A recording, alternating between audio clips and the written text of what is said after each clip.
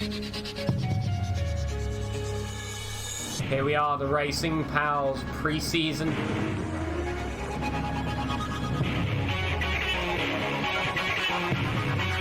Green flags are out, we're away. Good start for everyone. There's a bit of contact, everyone seems to get through the first corner cleanly. Small gap as Deep Cut goes wide. Darker seizes the opportunity to guard the inside.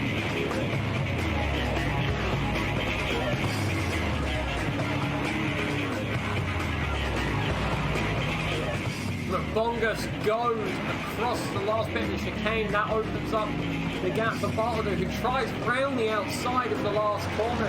They're neck and neck as they come across the timing line under BMW bridge. Bartleder is ahead.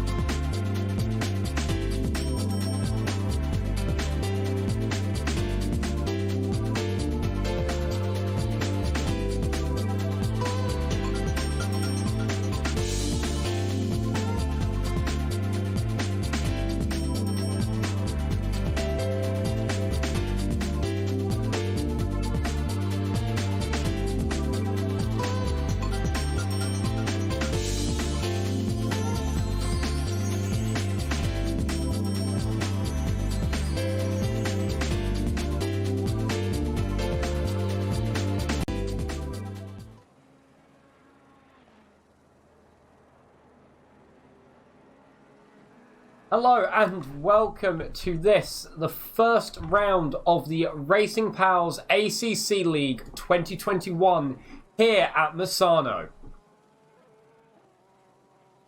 We are live for the first round of the ACC Racing Pals Series Misano Italian GP, a race that will last for 1 hour of endurance racing with a mandatory pit stop precursed by a 15-minute qualifying. A tyre change is mandatory in the pit stop, as well as refueling being allowed. Variable weather has also been enabled, with information of that being posted before. Time acceleration on 2 times points. On 2 times time acceleration, sorry. Point scoring system as it runs at this current moment in time is you get 14 points for finishing of first, 11 for second, 9 for third, 7 for fourth, 6 for fifth, 5th for sixth, 4 for 7, 3 for 8th, 2 for 9th, and 1 for 10th. As well, the series runs success ballast in the order of first place for 50 kilos, second place for 25 kilos, third place for 10 kilos. That'll be something very interesting to look out for as the season progresses, with the faster drivers getting success ballast each race. We'll definitely see a change maybe in their pace. Some drivers might even manage to fight through the success ballast and even manage to keep up the same pace, or maybe just a bit slower while still keeping their edge over the opponent. There is also post-race stewarding. Any issues, any crashes, etc. that happen within the race will be looked at by the stewards at the post-race. Penalties and such can be applied. So however the grid order finishes, it might not be 100% how the grid order will be.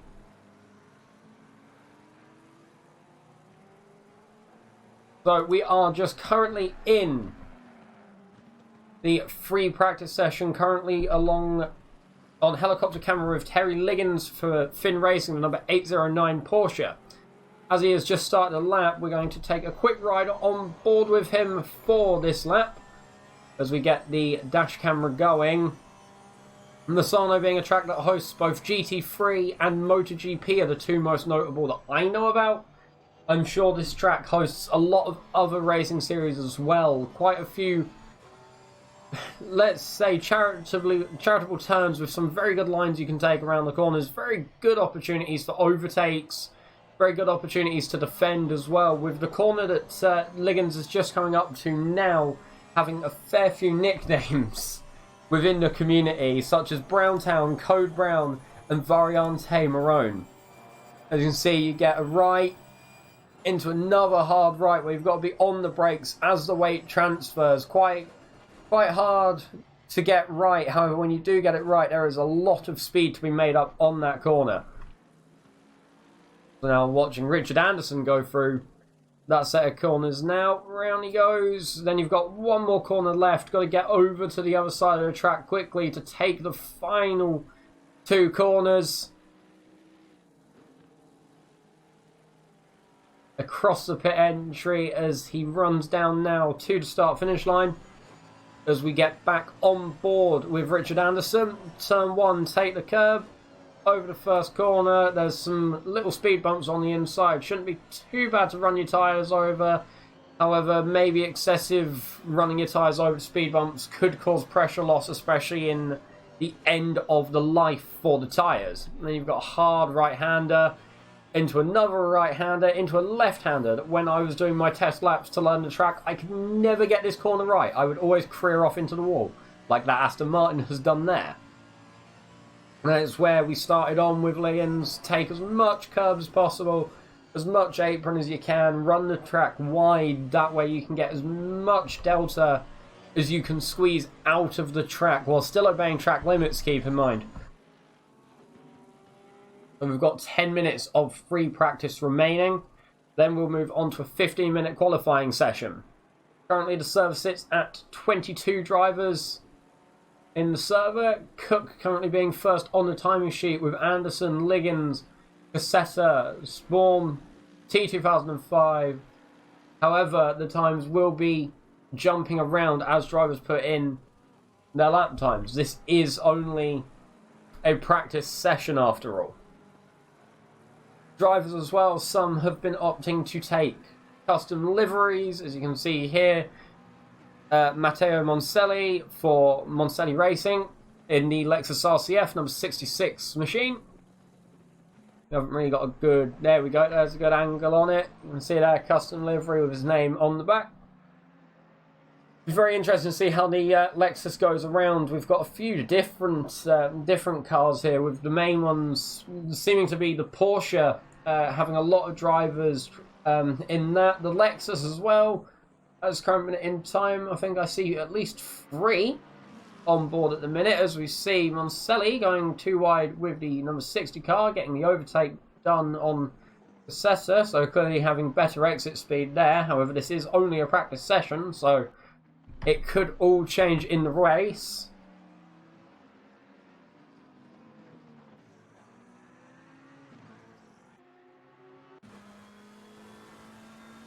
Now ride along board with Trainboy 2005 in the McLaren 720S, number 22 machine.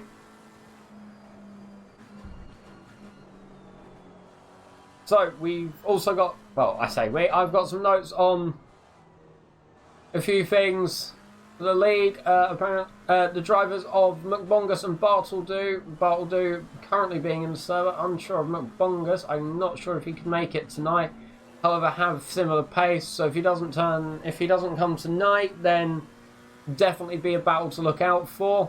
Apparently also Bartledew has been punted 3 times in 3 league races. So let's hope he doesn't make it number 4 tonight. The driver of K Cook, number 24 Ferrari as well, has got a wheel only recently.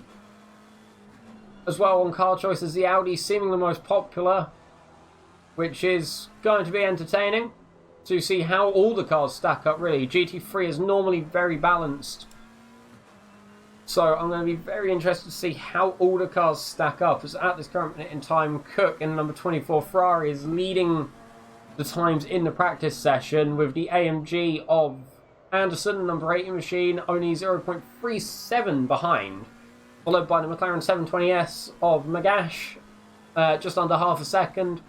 Moncelli and the number 66 Lexus of 0.69. Liggins is the final driver behind Cook with sub a second on the delta of 0.942.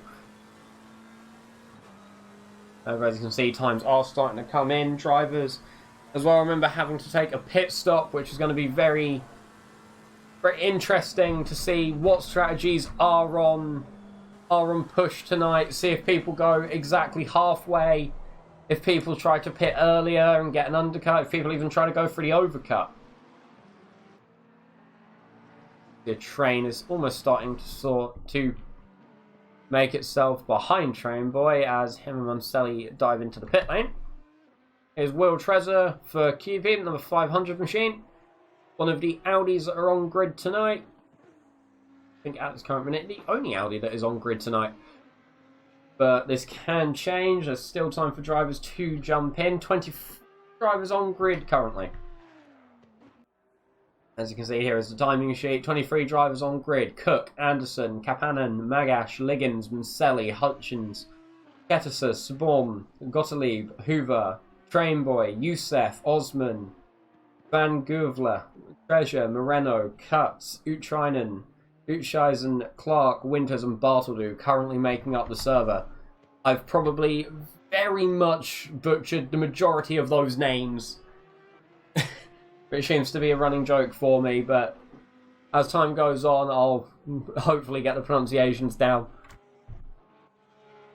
Oh, as we find a Frederick Sablum around the place, number 51 Porsche in the, I'm going to call that blue and yellow car.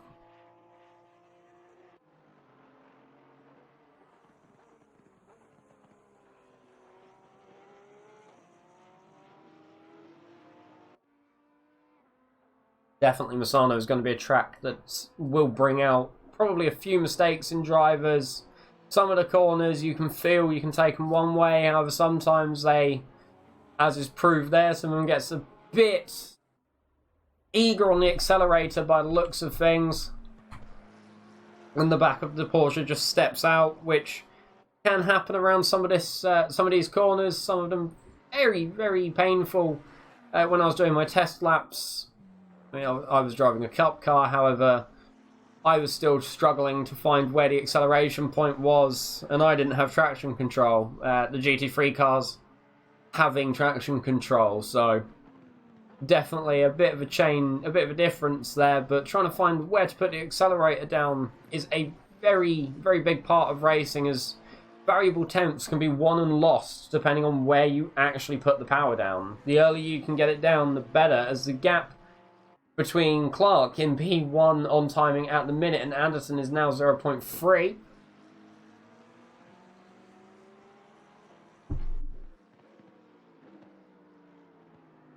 I am reading chat as much as I possibly can as well during the evening. Sometimes I might miss some messages, but if you have something to say to me, I will hopefully catch it on chat as soon as I can, which is good.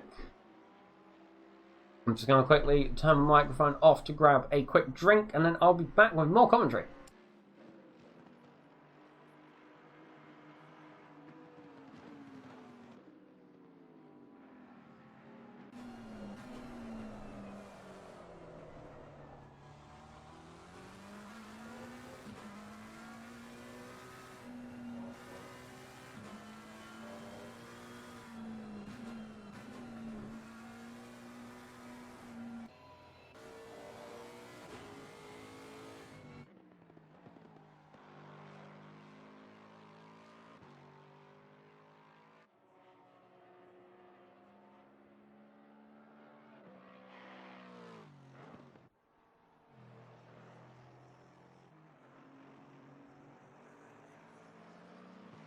So, free practice, always something that I love watching in league racing, especially on the first race of the season.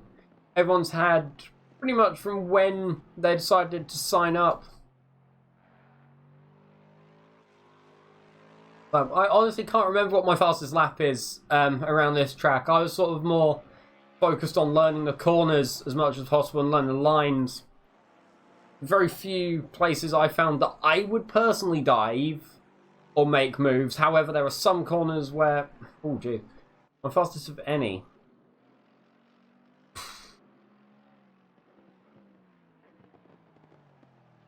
honestly not sure. It's probably probably the last time I did a race around the Red Bull Ring, being one of my favourite tracks in just global motorsport. I constantly try to hot lap there as much as I can and just get the best time in. Typically, I drive LMP cars, so typically to get a good time in one of those around Red Bull Ring, for me, is what my proudest achievements are. In ACC, it's probably been Brands Hatch, actually, because that was one of the first tracks that I really pushed GT3 cars around in this game. As we have 1 minute and 25 seconds left on free practice.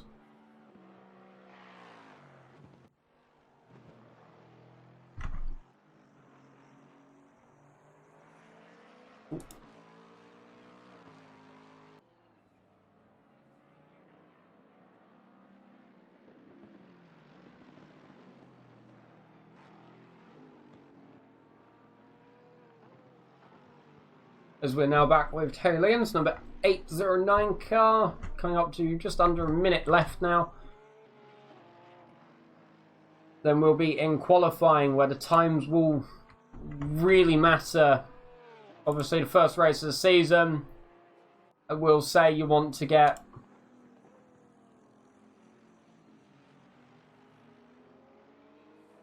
as far up the grid as possible. Me, I have a AMD Radeon 5500 XT. Not really a very powerful card.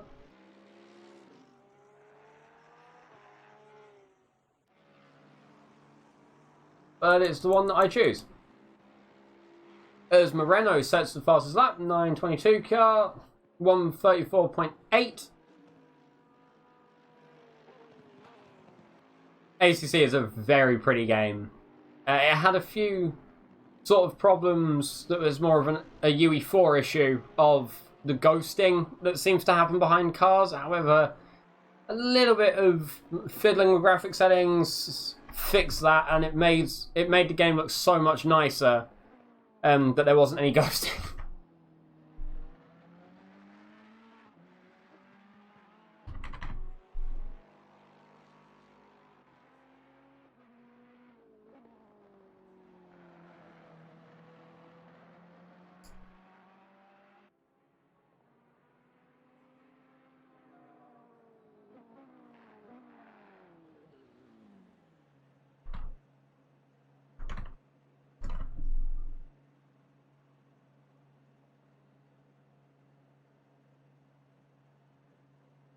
As we're now just waiting for the drivers to come across the finish line.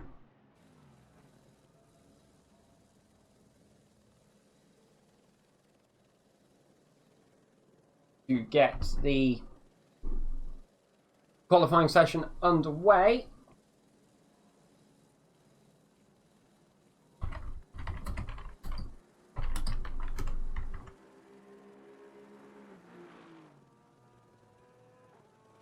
I'm going to keep a nice watch on the pit lane at the current minute. Quite a nice camera for the helicopter as we get Moreno. So we now see the cars leaving the pit lane now, going out as many as possible, wanting to obviously get the draft down the straights on Misano to get a better time.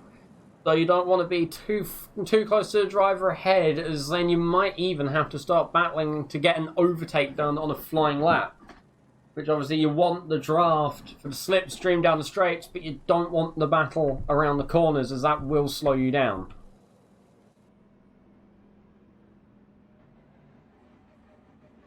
As we're on with Hoover for Yukon.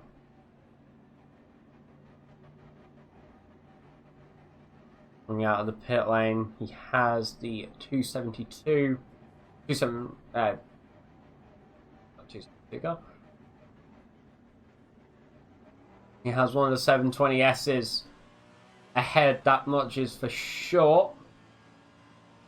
I believe it's Magash ahead.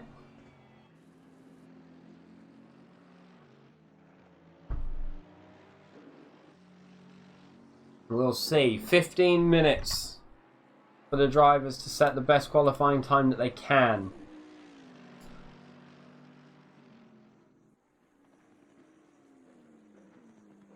The further you can start up on the grid, the better for the drivers. Obviously, the first race, you want to be as powerful as you can, as high up the grid as you can, getting the best finish that you can as well. As you want to be able to stay consistent throughout the entire season. You honestly don't want to have any bad races, as then that means that there's more work in the following rounds. Very interesting as well to see some drivers coming in, being quite new as well to ACC, maybe to sim racing in general. Very interesting to see how drivers improve over the season as well. Always something that is good to look at, especially from the first race, see where everyone stacks up, and then compare it as the races go along to just see how drivers have improved over the course of the season. As well, it's good to see what tracks drivers are strong on, what tracks they might not be so strong on. For some people, it's a nice bit of statistics that really bring racing to life. I know it at least does for me.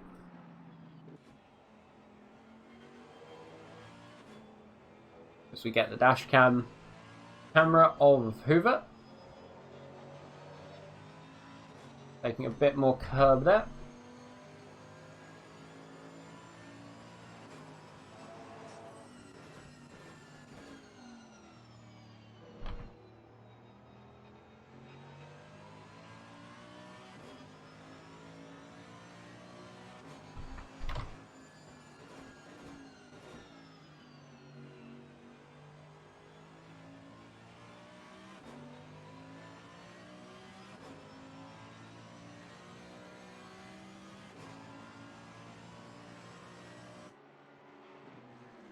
As the first times have started to come in, Cook setting the pace so far with 135.6.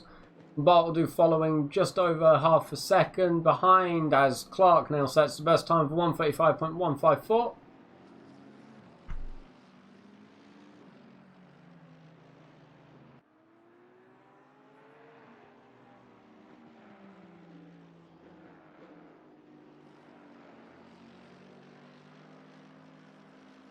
Oh.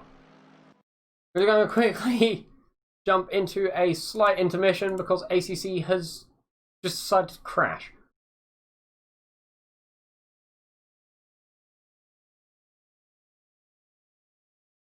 We'll be back just after this intermission.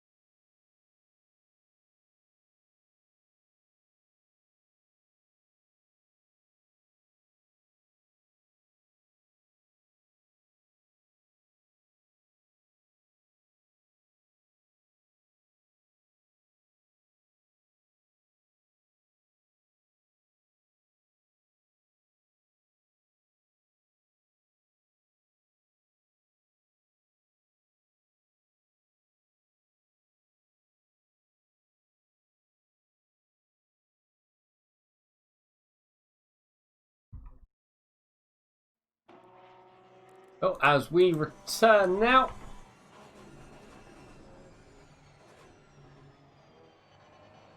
We go, ACC just had a little bit of an unhappy moment.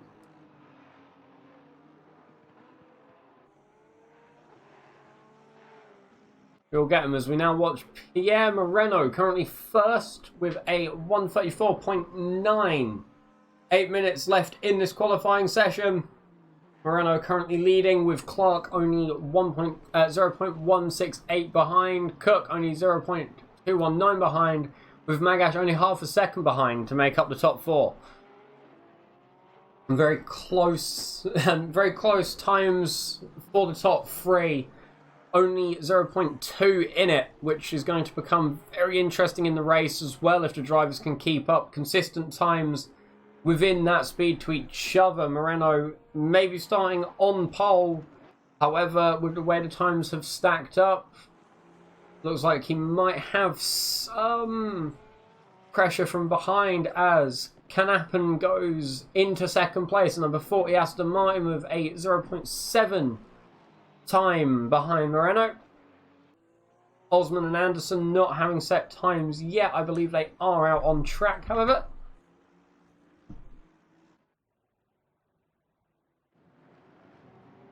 Yep, as we switch to Murph Osman, the number 20 Porsche, the Golf livery GPX Racing Porsche.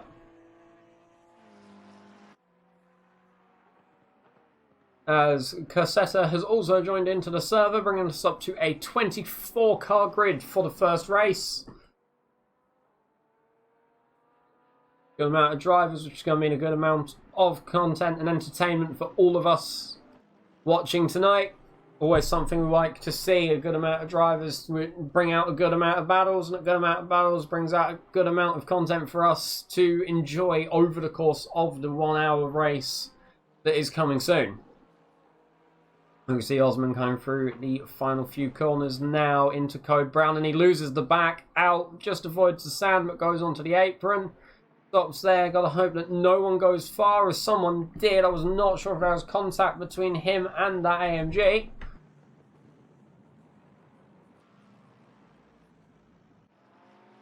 As we now head on to Cameron Winters for Winters Racing, the number 83 black and blue Porsche. Currently P18, 4 seconds behind Moreno's time. However, not far behind the time of the next driver.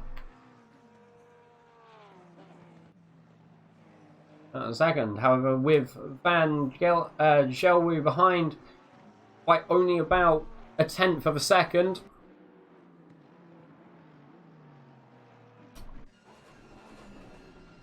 As we get the ride on board, you can see the wheel movements for Cameron Winters as he is very much behind that 720S ahead.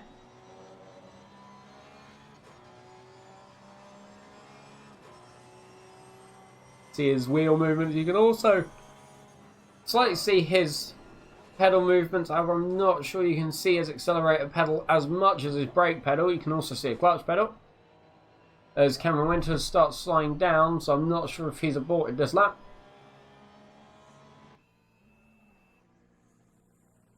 As we catch Frederick Schoblum in the wall as well. Unsure what happened there. We just caught the tail end of that. Now on with Max Clark for Adrenaline Racing, the number 170 machine. Currently P3, only 0.8 behind. About a tenth off of Canapan as well. But only under a tenth ahead of Cook behind, and just about a tenth ahead of Bartoldo in P5. And 4 minutes and 20 seconds remaining in the qualifying session. It's going to be very compact up the front of the grid.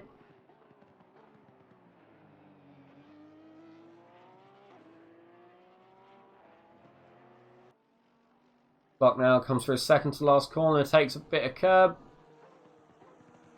Around the final corner. Is he going to improve on this lap time this time round? We will see as he comes across the line. Yes, he does. Goes into P2 with a 1:34.8. putting Knappen down into P3 at this current minute in time. Knappen is coming through the final few corners now, I believe. Yeah, on the run up to the final few corners, the Xbox Natives number 40 car looks like he is on an outlap, but I'm not 100% sure as he comes round the right-hander into the double right-hander.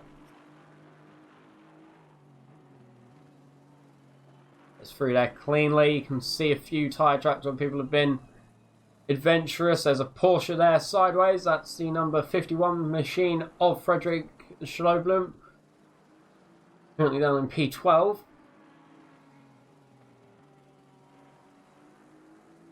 Is Knappen going to improve his lap time here? We will see. He comes across the start-finish line with a 1:35.001, so doesn't improve at this current minute in time, as Cook puts in the exact same time, tied for P3.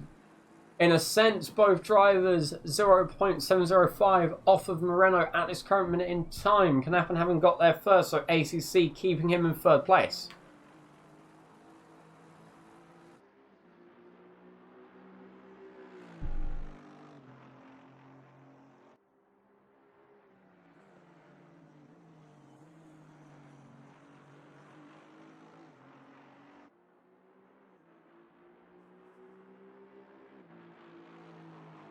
Clark now only 0.35 off of Moreno ahead. That's going to be putting more pressure on Moreno, especially at the race start.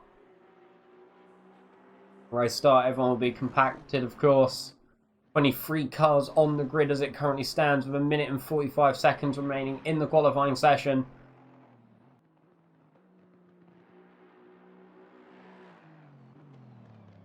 As Knappen now comes through the final few corners.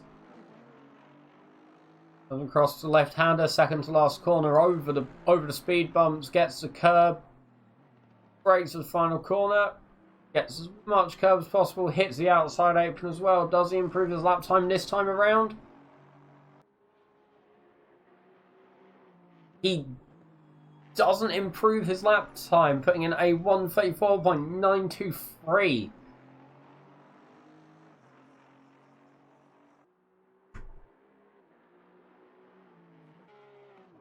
So currently, as it stands, here is provisional pole PM and Renault for Spectre Racing, number 922 car.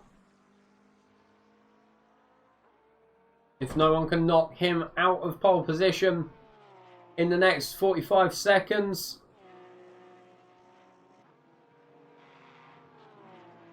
then this will be the driver that will be starting on pole position for the first race as he comes through the final few corners. Is Moreno going to improve his lap time this time around? Comes through the second to last corner and then the final corner on the curb with a rear tyre. Getting across the curb there on the left hand side and taking the one on the right hand side. Across the line he comes. To put in a 1:34.794, which is not an improvement on his best of a 1:34.296. He also gets one more lap, it seems, as well, having crossed the line before the timing. The timer clicked down to 0. Magash and Cassetta having gone past the line when the timer was on 0, so they do not get another lap. Magash currently in provisional P3 with Kapanen having moved down to P4. Cassetta also in P9. But the drivers around the three that I have mentioned still able to put in a flying lap, so they might be a lot of moving around. Frederick Schloblum in P13 provisional at this current moment in time.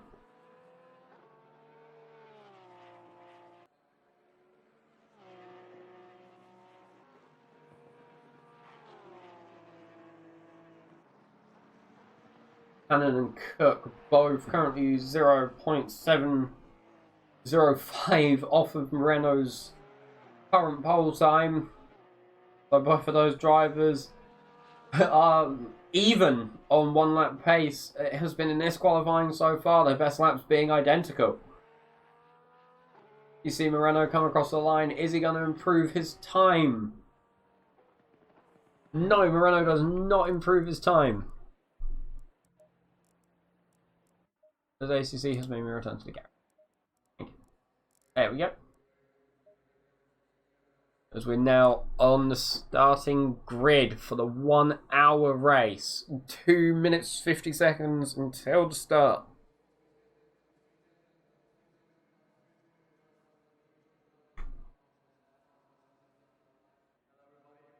We're here for the whole hour. Remember, 1 pit stop the drivers have to make. Tyres have to be changed in that pit stop. Refueling is allowed.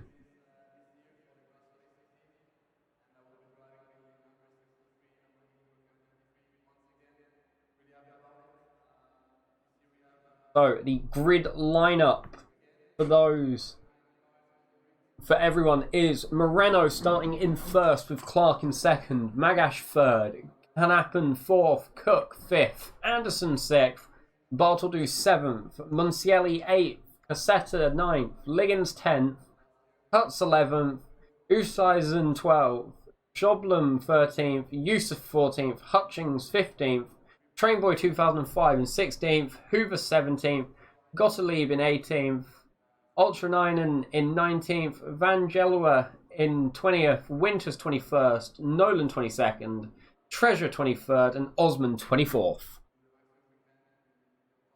That is the lineup for the start. However, as it is an endurance race, strategy will play a key role. Drivers may be going to be able to finish higher than their qualifying position just based on the pit stop. You can also see that on the tower as well, the 1 next to the driver's names, that symbolises how many pit stops they have left to make. As there is only 1 pit stop required, every driver has to make 1 pit stop. Once they have made the pit stop, that number next to their name will become green, symbolise that they have in fact taken their pit stop.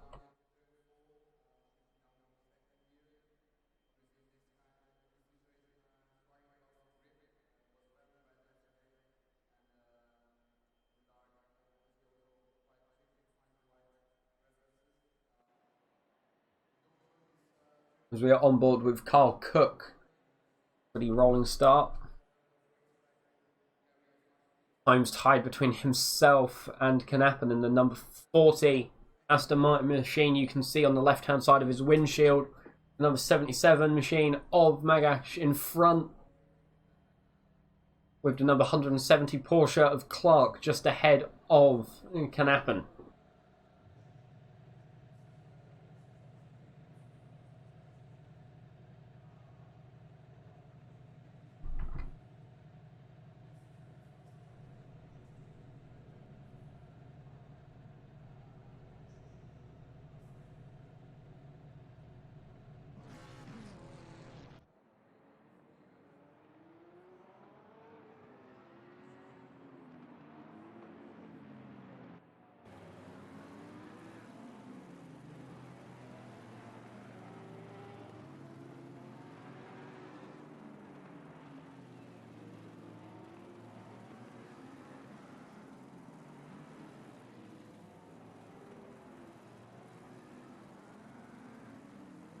As we are now away on the rolling start, the drivers all getting into single file, drivers weaving from left to right to get some heat into the tyres. Also a good chance to heat the brakes as well, taking maybe a bit of a more aggressive braking line. Some drivers may be opting to just hold the brakes on a little bit as they go down the straight to get some heat into them.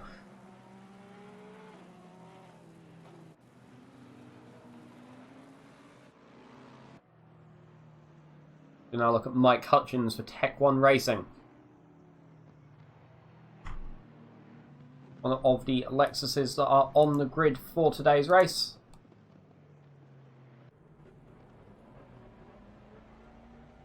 With Trainboy 2005 behind of Hutchins there. That's not how that should be. Max Clark here, P2. They have to catch up to Moreno around the first lap. Both drivers putting in very good lap times. I think only about 0.35 separating the two drivers against each other. So I believe we might see some good battles here between the two. Magash as well will be in the mix of the top three fight. Good contender for the podium today, as well as Knappen and Cook. All finishing quite close together in terms of qualifying time today. Down the grid as well, I'm expecting to see many good battles raging on as the hour goes, especially as pit stops start to come into play. See drivers maybe starting to undercut each other, overcut each other. Some drivers may be hoping they can even get a quicker pit stop if they come in on the same lap. As we now move to double file around the final three corners.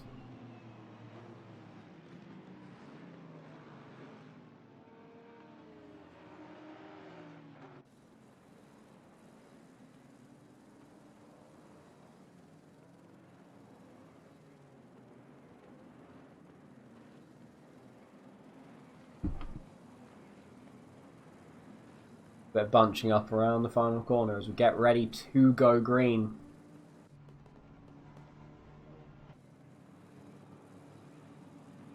The driver's still coming around the last corner. Moreno will be told when to go. All the drivers now on the back straight, and we're away. Green flag. All the drivers now running down into T1. Hard braking. Some drivers going wide. 4 wide up the back there. We can see just in the background of the helicopter cam. Kyle Cook is running side by side with Anderson. Another 80 machine. Gets ahead as it currently is. Tries for a look up the inside of Knappen.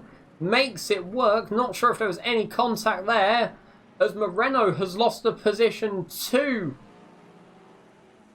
Clark, it seems, as even Magash is having a look around the outside. Actually making the move around the outside. Magash does on the two Porsches.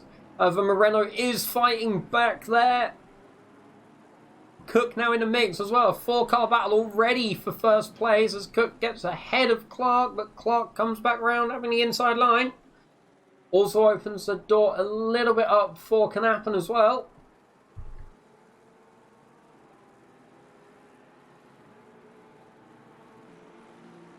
We now look at Ed Cassetta in the number 60 McLaren. He has Mancelli behind and Anderson ahead. As there is a crash behind as well. And Trainboy 2005 getting a drive-through penalty. Not sure who was really involved in that one. I'm not sure if we can get a replay there. As Anderson also goes off.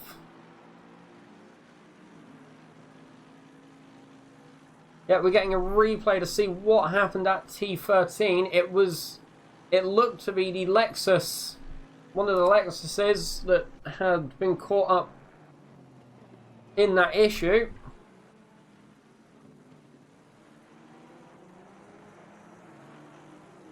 Looks to be the Lexus of Mike Hutchins, so we'll see what happened there.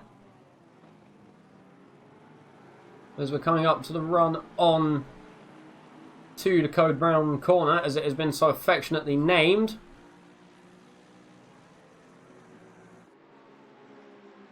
That was all coming through.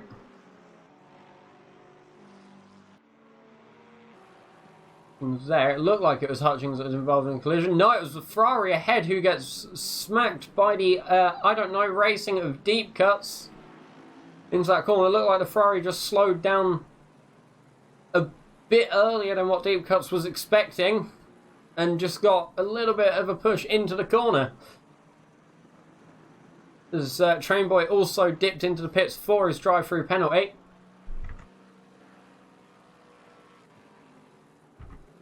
It's currently the top three sits as Moreno, Magash and Clark.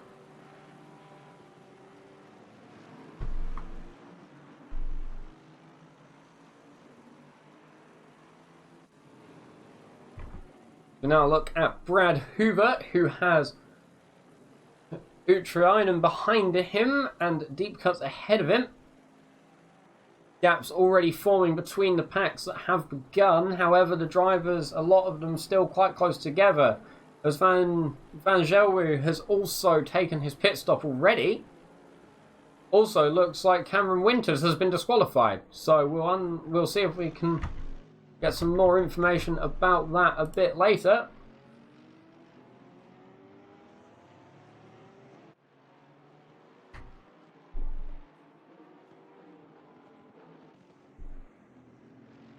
Van Gelru also getting a 30-second stop-go penalty as well.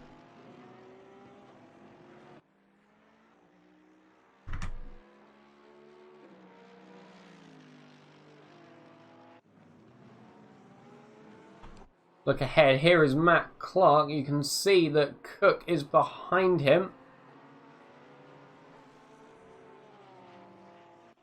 So we got the word from Cameron in the chat that he spun off and whilst recovering the game thought he was driving in the wrong direction. Sometimes games just sort of don't get what you're trying to do, so a bit unfortunate. That one. As we now look at Kyle Cook, who has Knappen behind. Kyle Cook goes straight, doesn't keep it off of the sand. That allows Knappen and Bartoldu to get through. However, Cassetta stays behind. Note, Cassetta also goes past as Cook tries to keep it around the outside. Now Mantelli's having a go as well. Doesn't quite make it through the second corner. Has to dip back and has opened the door up to Uscheisen. Now with Brad Hoover, who has Liggins behind. Only 3 tenths separating the AMG number 11 car from the 809 Porsche. As Liggins has a look down the inside here into turn 4. Yeah, makes it work. Almost tries to pull out, but then Brad goes wide, which opens the door perfectly for Liggins there.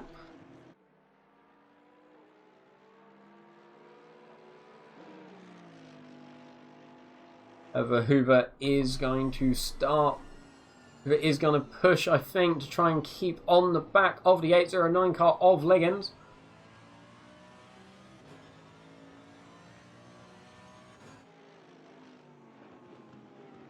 And through the final few corners, the entrance into Sector 3.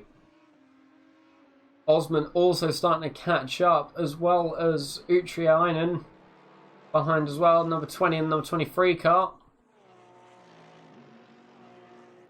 And currently the top 3 still sitting with Moreno, Magash and Clark.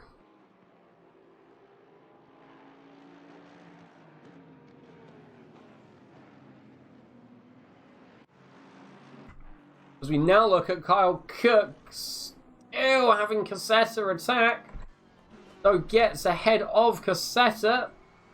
Manaselli also tries up the inside, but Cassetta is staying put there as there is a 3-car tussle. Ushuzen, Cassetta and Manselli. Now also Anderson getting in the mix as well. Anderson getting off well, but getting a bit of contact on the side, it seems, there by the number 66 Lexus. Ushuzen getting through ahead of the other 3 cars of Cassetta, Anderson and Manselli. With Cook being able to form a 1-second gap between the pack, which I'm sure he's going to have loved to see happen behind him, a battle between 4 cars. Most of which were really off his bumper there for a minute, but then the gap had formed as they were battling.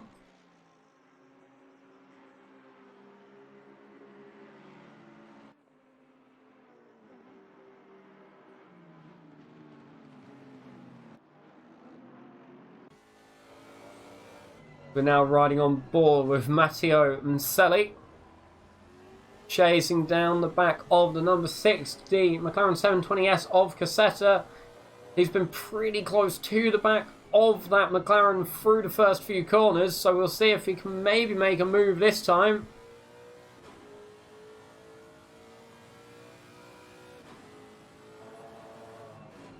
You can hear the tyres going across the curbs there. First corner here is our current race leader, Pierre Monreno.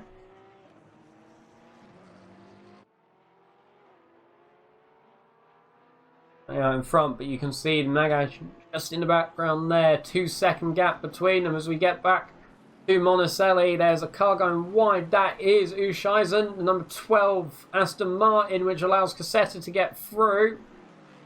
Monticelli also looking up the back there as the Aston Martin defends up the inside, but Monticelli does get through. Not quite, because the Aston Martin's trying around the outside. Has to take to the apron, however, which also allows Anderson to slip through as well.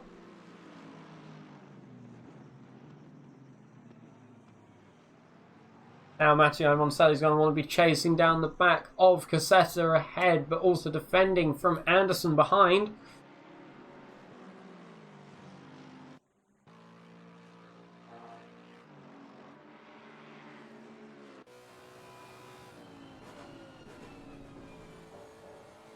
As Cassetta goes off and round, yes, holds on to it, has to cut across the corner, however, slows down to remove any advantage that was gained from that, also allowing Matteo Monticelli to get through, also allowing Anderson and Ushaizen to get through as well as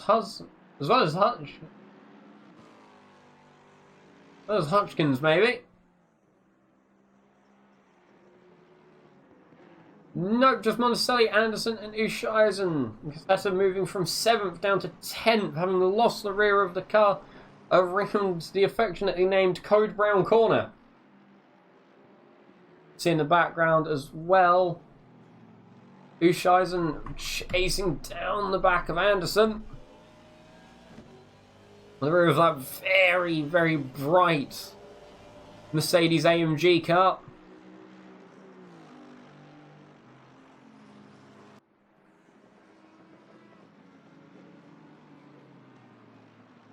Yep, only being about 3 tenths, almost 4 tenths, as it's really come down through that corner, almost on the bumper of Anderson.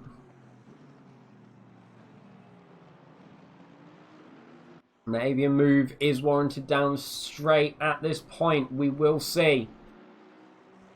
Is Jürgens Ushaizen going to move out down the straight? No, stays behind, taking a bit of a liberty there with the track limits, it seems.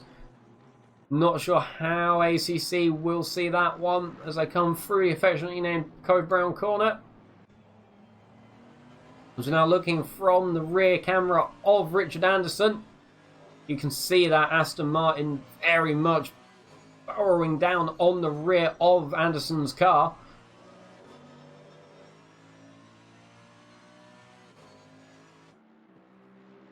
And come across now to start lap 7 for P9 and 10 over the little speed bumps. The gap being about 0.4 as they came across the timing line. The gap in front as well for Renault now extending to 3.2 seconds. Ushaizen tries around the outside. I just caught the side of that Aston Martin trying around the outside there. Quite a bold way to overtake on that corner. Hasn't quite worked out, but the gap hasn't extended by a huge amount, if by any, as we see a Lexus go off in the background. I think that was Hutchins, who loses the position to Cassetta, I believe. I saw in the background as well. Yeah, you can see the number 60 of Cassetta having gotten ahead of the number 15 Lexus of Hutchins, as we're now with Trainboy 2005.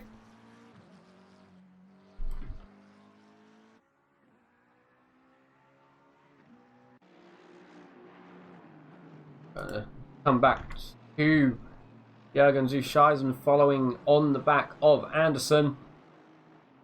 They got almost a second.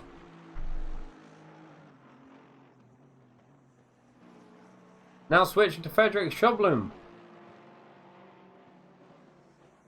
who's really on the back of the number 15 Lexus. Only a few tenths in it, it seems.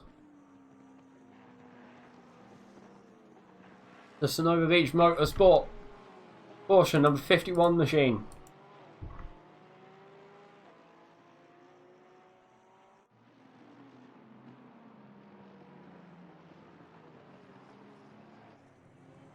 Come through turn 3, turn 4. I don't know how you count turn 1, because it's sort of 2 bits. I know people would class it as 1 turn, I know people would class it as 2 turns. It's very interesting.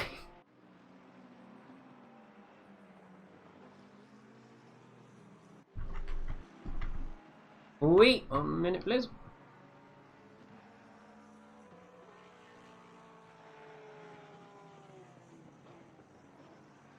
I'll find where my mouse is. Okay. Yeah, I'll throw the ACC sound up a bit more. There we go. That should be a bit better, I believe, as we're back with Max Clark for Adrenaline Racing.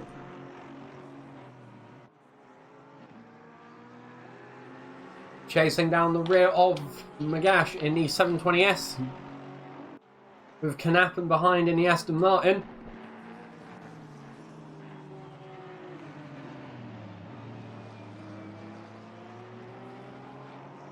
If I need to turn it up more, just let me know. And I will. Because we're now here with Dave Bartledew, who is currently running P5 with Cook behind. Not a very wide gap between the two. The Texas flag liveried AMG. Because we're now with Murph Osman. For GPX Racing, Hoover very much pushing behind. Utriainen having gone in for a pit stop already, number 23 Honda. At the 44, almost the 45 minute mark. They have 44 minutes, 40 seconds remaining of today's race.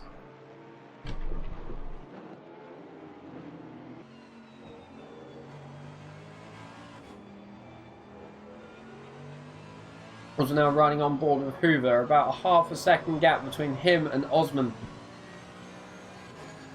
However, it does look like Hoover has gotten the slipstream. Coming to the left-hander where we've seen a lot of drivers try to make moves. Hoover looked up the inside, didn't quite have the distance to Osman to make the move happen. Osman being able to take his own normal line around that corner.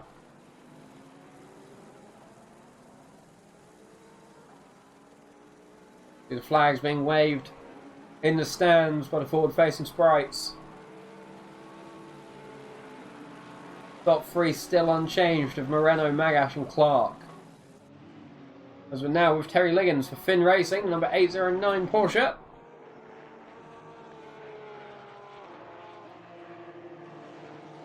Around the final corner, it looks like he has the number 51 Porsche of Schlubman behind him as well, which he does.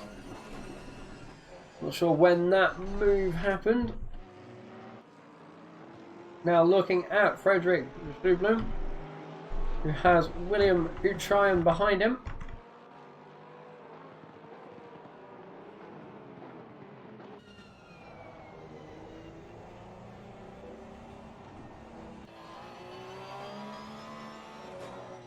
Names on point, as you can see that NSX pushing and then goes off.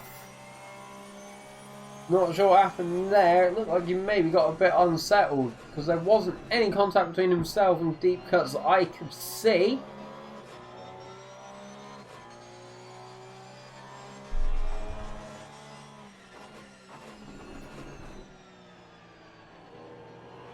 Current drive for standings as it stands at this minute in time is Moreno, Magash, Clark, Knappen, Bartledew, Cook, Monticelli, Anderson, Usheisen, Cassetta, Hutchkins, Liggins, Chublam, Cutts, Osman, Hoover, Gottlieb, Treasure, Trainboy 2005, Yusuf and Nolan is the current standings, as we are with Liam Nolan now in the number 1 Audi R8, who has P. Moreno coming up behind him. Takes the wide line to allow P. Moreno through. Very good way, and very good place actually, to move over for the blue flags. Plenty of room on that corner to move over with a nice amount of runoff in case it was needed. allowing Moreno to get through completely unhindered.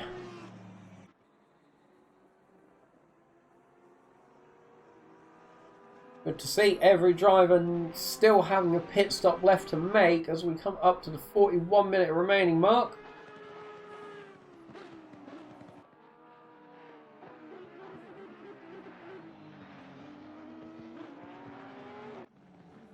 As we're with Trainboy now on the back of the QP Aston Martin of Treasure.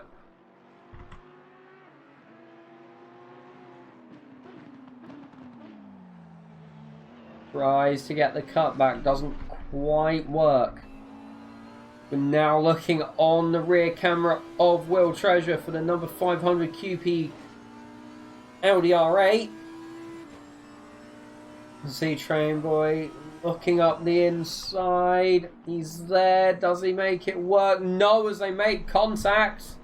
Trainboy having gone round. It looked like there was some side-by-side contact there.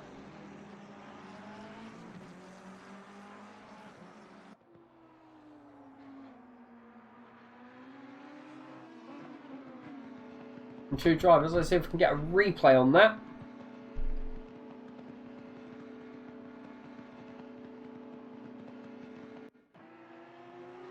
So here we can see Trainboy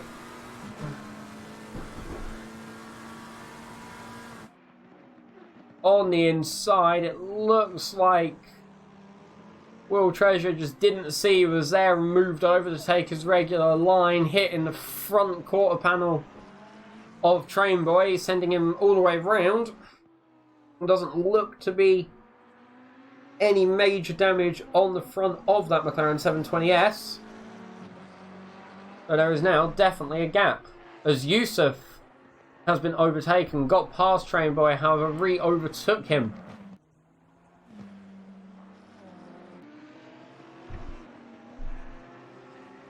There's a bit of an unfortunate occurrence there for Trainboy, who gets the back out and keeps it from going round, retires to the grass, which allows Yusuf to get past again.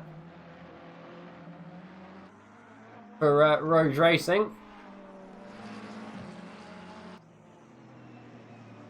Yusuf now in P18 with Trainboy behind. He has got ahead already. Some damage on the rear of that car. I believe it might have actually been for his Yusuf, who got hit into Code Brown corner. As we're now on with Brian Knappen. He's chasing down the back of Clark.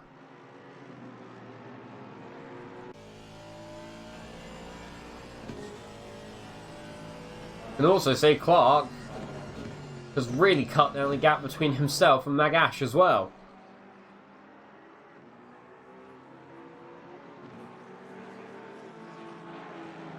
Here we are following Brian Knappen as they come into the entrance to Sector 3, long straight, which then leads into the myriad of corners that have been affectionately named Code Brown. You can also see Bartle in the background having to negotiate the number 1 Audi R8 of Liam Nolan. They go into Code Brown corner. We've already seen today that it's quite easy to unsettle the back of the car through this set of corners. Every driver, Magash, Clark and Knappen, getting the cars through as stable as possible, which is always good for drivers to get the cars through stable as possible through that set of corner lap after lap. Because at least to me, it's the trickiest corner on the circuit to get right. The margin for error that you get around that set of corners is slim to none.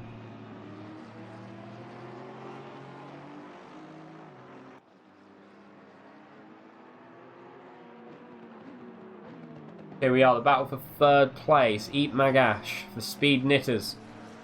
77 720S. With Clark following in hot pursuit behind, with Knappen in hot pursuit of Clark behind as well, and warm pursuit of Magash ahead of Clark.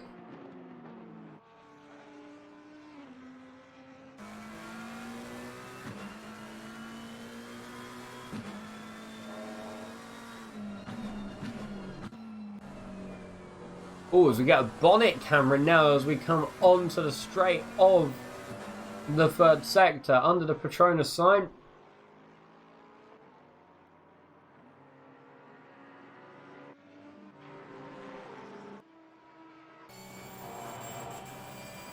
And here the amount of curb the drivers are taking through the set of corners. There's a car round as well. That looks like it's Yusuf. Yes, it is. The number 808 car of Baji Yusuf. Round in the affectionately named Code Brown corner.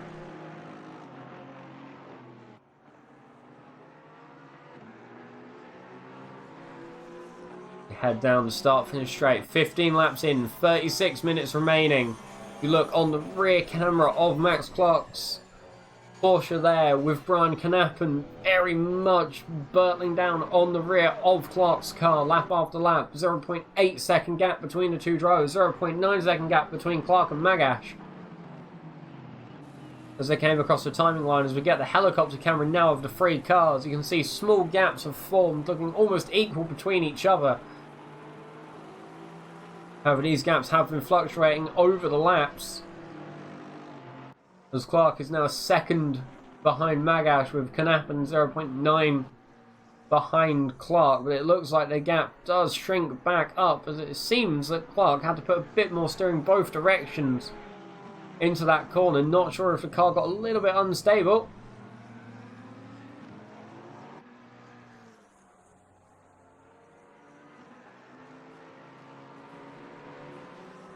Down the straight of Sector 3 we go, into the affectionately named Code Brown corner.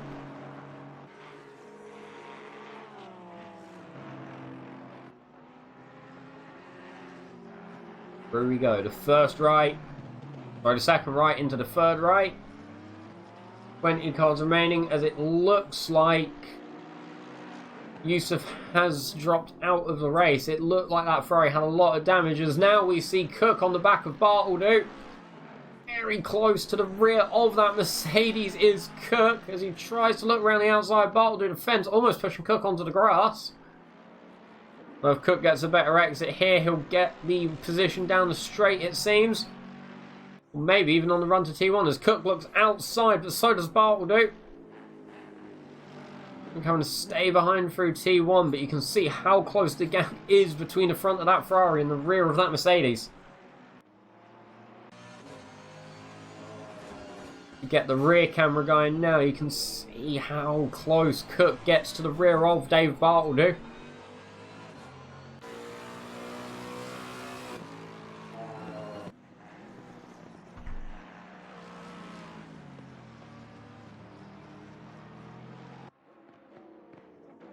Dave Bartoldo still being chased by Cook.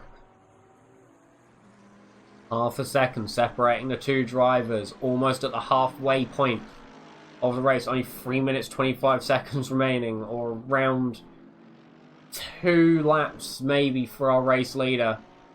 Pit stops may be coming through now, with Cuts and Treasure as well as Frederick Schublum having taken pit stops already, but they will now not have to pit for the rest of the race.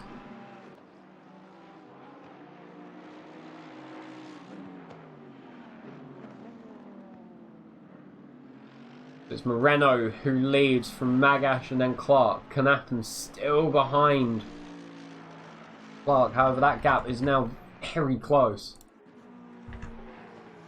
You can see where Knappen is, 0.57. Clark also being 2.2 behind Magash as well, but you can still see that Clark is able to see that 720S of Magash. As Hoover, the number 11 Mercedes, dips into the pits, as well as Cook.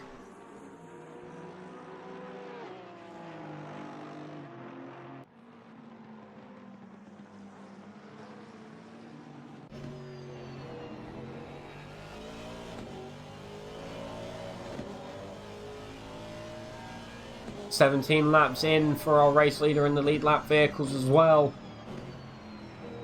Oh, as Clark goes very wide on the U-turn onto the start of Sector 3.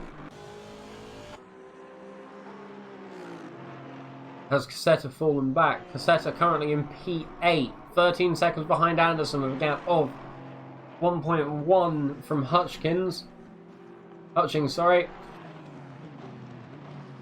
Currently a little bit safe still.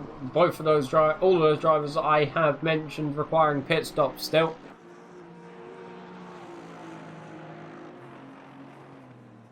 As Clark dips it into the pit lane, Knappen staying out for another lap it seems.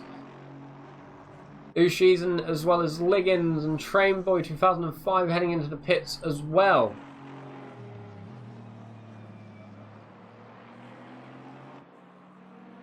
So we're now with Gottlieb, the Wu-Tang Clan number 36 Lexus, with Cook chasing behind. Gottlieb still requiring to pit.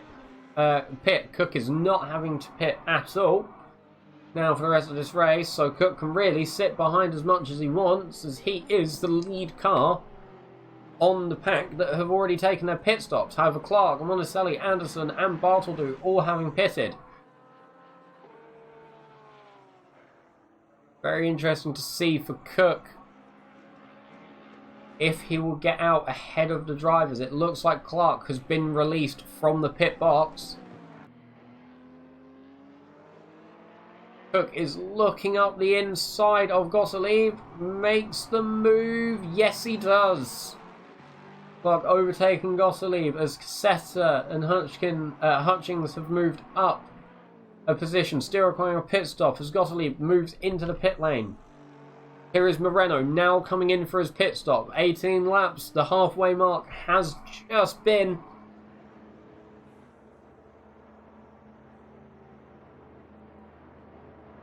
So we will see. Where has that put Cook out? Kyle Cook in P8 at this minute with pit stops in mind, behind Clark, Monticelli, Bartoldu and Anderson. Maybe. No, ahead of Monticelli and Anderson, behind Clark and Bartoldu.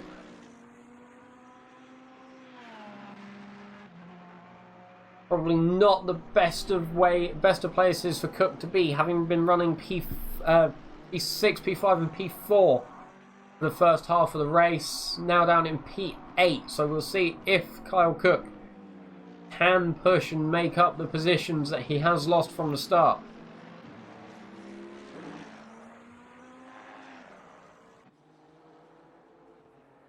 You can see Bartoldu ahead, as well as the Honda. One of the Hondas that are there.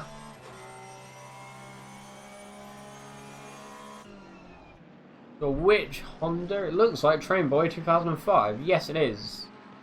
It's not a Honda, it's a McLaren. I'm sorry. Moreno having been released out of the pit lane as well in P3. So it looks like that when Magash and Knappen pit, Moreno is going to be in the lead, as things were when he started. Carl Cook now in P6. Trainboy moving over for Cook due to blue flags. Always good to see when drivers move over at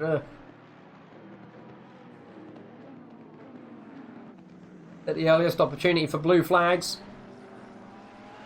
Keeps racing and battles alive, so then drivers aren't, I don't want to use the word stuck, so drivers aren't trying to negotiate lapped cars. As Clark has obtained a drive-through penalty. That's Clark in P4 for a drive-through as Bartoldu and Cook come up behind the number 500 car of Will Treasure. I'm not sure why Clark got a drive-through there. As Magash has now pitted, Knappen opting to stay out for a little while longer. Now see Cook very much on the back of Dave Bartoldu as they come through the affectionately named Code Brown corner. Both drivers opting to take a little bit of a wider line there, but still assaulting the curbs on the second part of the corner. Cook looking up the inside, Bartoldu having defended it.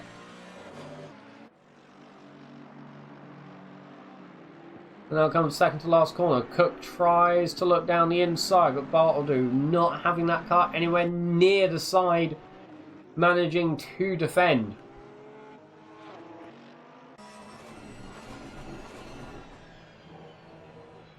Now on board with Clark.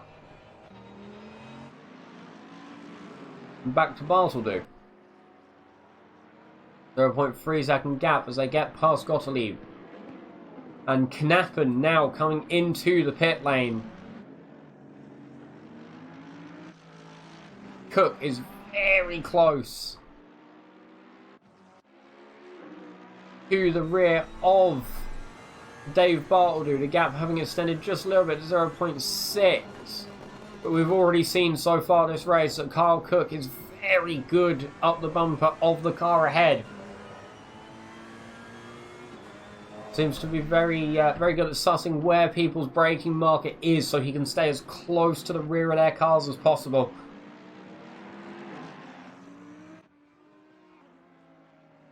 We head down the Sector 3 straight into the affectionately named Code Brown Complex. Still Bartleby, who leads from Cook, the gap being 0.3 as they came across the entrance into Sector 3.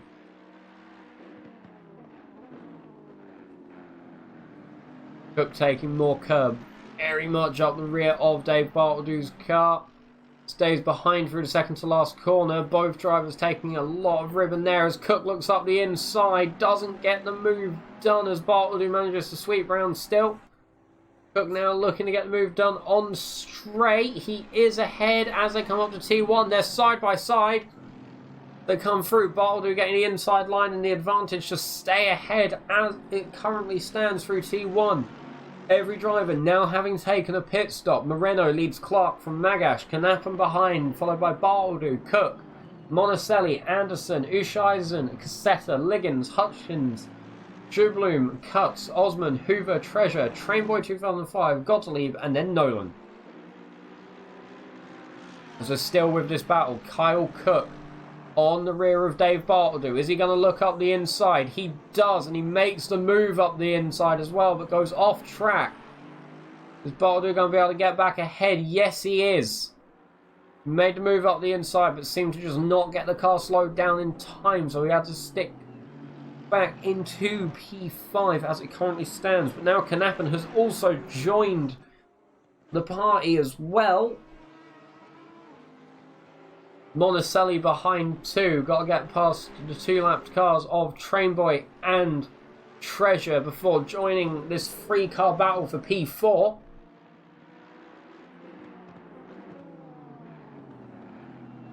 Cook again looking around the outside now. Is he going to be able to get the inside in second to last corner? He is there on the inside. No, Bartleby gets ahead again, allowing Knappen to gain valuable temps on the rear of Cook as they come down the start finish straight.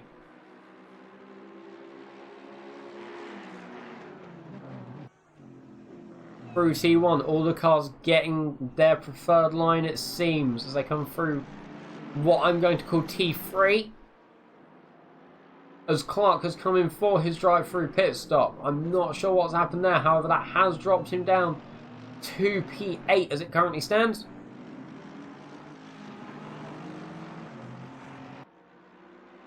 The gap between Cook, Knappen and Bartleby being very thin, as now this is the battle for P3, so the battle for the podium is between Dave Bartleby, Kyle Cook and Brian Knappen.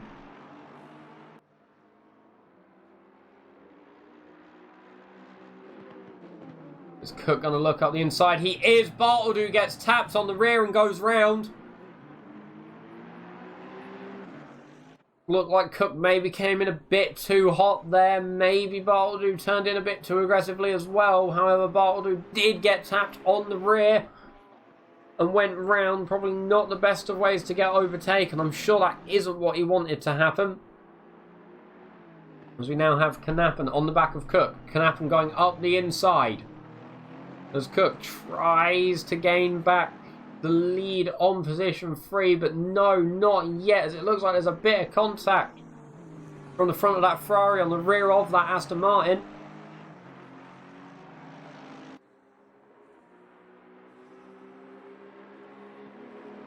As we come down the start finish straight into T1. Now Knappen that leads from Cook. Bartleby now down in P5. I think that's one that the stewards will have to look at as well. We did get a pretty good angle of it on the stream.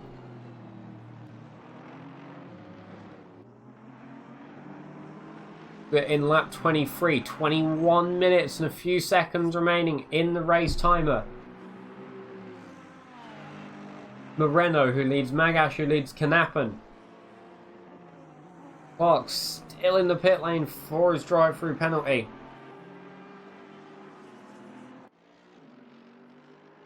Now down from P2 to P3 to P19 as Trainboy 2005 also gets a drive-through.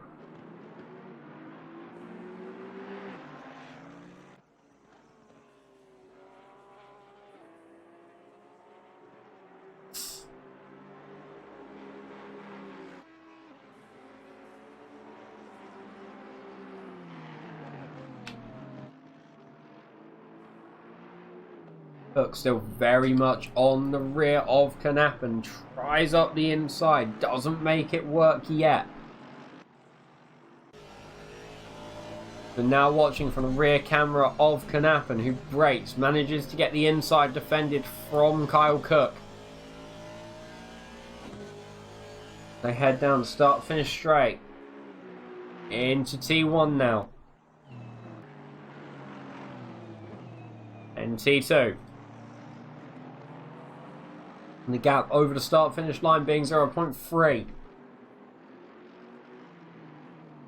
Being Cook and Knappen.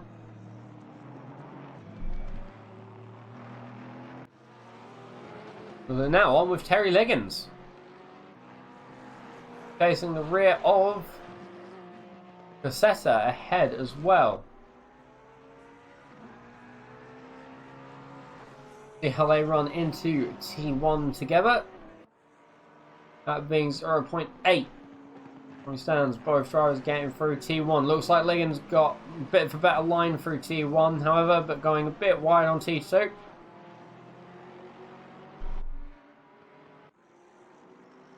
We're now back with Brian Knappen.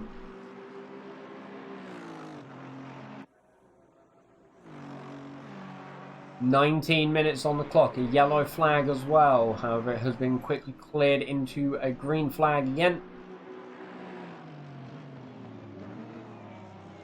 The weather looks like it's going to stay dry, which is good. It looks like we're going to be going overcast to overcast to overcast. Slow wind as well, 1 kilometre an hour wind. Ambient temp of 29C with track temp of 36. As Cook has also gotten a drive-through penalty. So Cook going into the pit lane for that. As Knappen goes past the number 20 Porsche of Osman.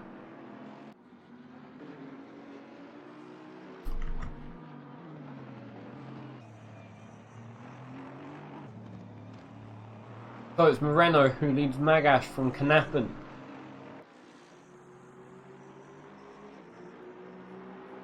Cook currently in the pit lane, serving his drive-through penalty. Monticelli may be able to get past, which he does. Anderson may be also able to get past. No, yes.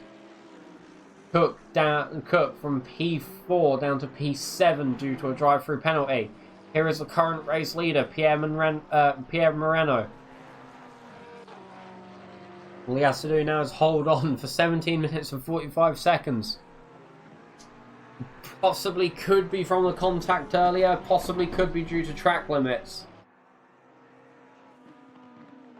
Drivers, as you can see, taking track limits a little bit out the box, with some drivers always putting 2 wheels over the white lines. Obviously you have to be careful with the track limits, but at the same time you have to use them as much as possible to gain the valuable temps, as we're now with Murph Osman, who has Dave Bartle coming up behind. He is being blue flagged, so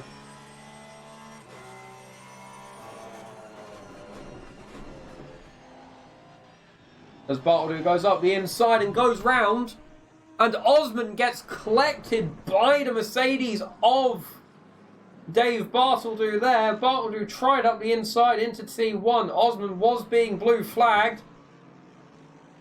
got the back of the car unstable, and then Osman was actually collected as a victim in that collision.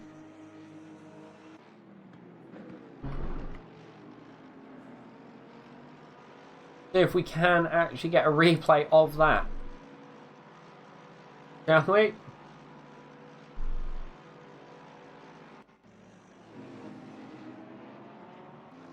There we can see Bartley goes round, and yeah, Osman just gets collected. Even though he was being lapped, he did take a wide line into T1. Bartley did dive up the inside there, which, yeah, maybe led to the rear of that car getting quite unstable.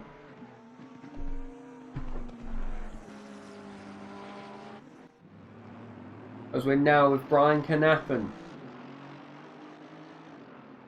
who has just gone past, I think that's Hoover. And P14, yep, it looks like it. Here is Mike Hutchins, currently under attack from Schoblen. Lexus versus Porsche. The Lexus has been quite quiet this race, it seems. I'm not sure if this is track for them really. However, Monticelli up in P5 in a Lexus. They've been quite quiet this race, but they've been soldiering on and seeming to be quite a consistent car.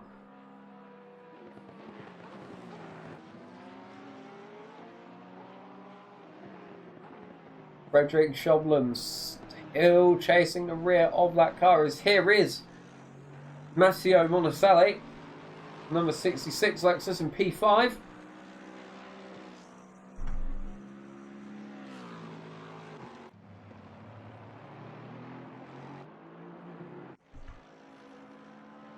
As we're back with Mike Hutchins, still being chased by Frederick Schoblen.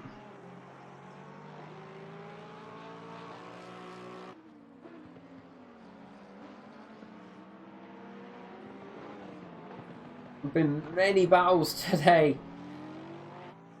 Obviously I think the stewards will have a look at that collision that did happen a couple of laps back between Kyle Cook and Dave Bartley. Dave Bartley only really losing one position out of that entire ordeal in the end, down in P4 from P3 now. With how the pace of Knappen has been this race compared to Bartley, I think maybe this would have been how it would have stacked up as the top three if that contact had happened or not.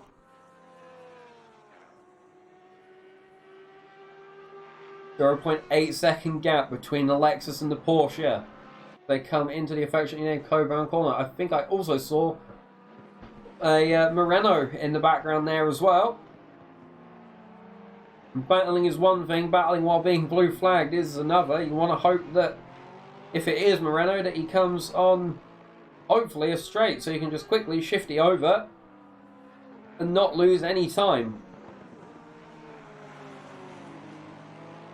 At any time to the car ahead, or even actually dropping back to the car behind, which can happen with blue flags, especially if you get blue flagged around the corner. For example, if Schoblen got blue flagged down the straight, however Hutchins only got blue flagged into T1, Hutchins would have lost more time because he would have had to go to wide line around the corner, whereas Schoblen would have just had to quickly move over on the straight and then fall back. As we get the rear camera of that Lexus, you can see the Porsche looks as if he's just sat on that spoiler.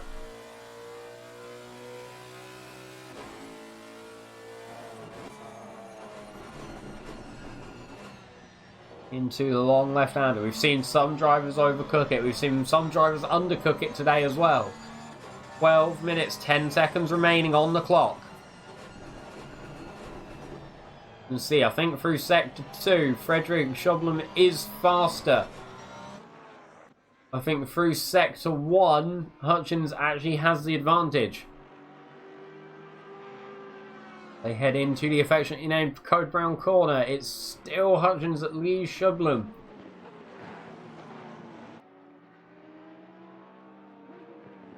With the Cupie number 500 Audi ahead as well, a blue flagged car ahead, as well as Moreno coming behind too. As Treasure does get blue flagged, slightly moves out the way, allowing Hutchins up the inside. Looks like both drivers don't lose much time. The gap between them being 0.291, almost 3 tenths. It looks like Hutchins gets a better line through T1, taking more of the curb and the apron than what Frederick Chauvelin has done. As Nolan has also picked up a drive-through penalty.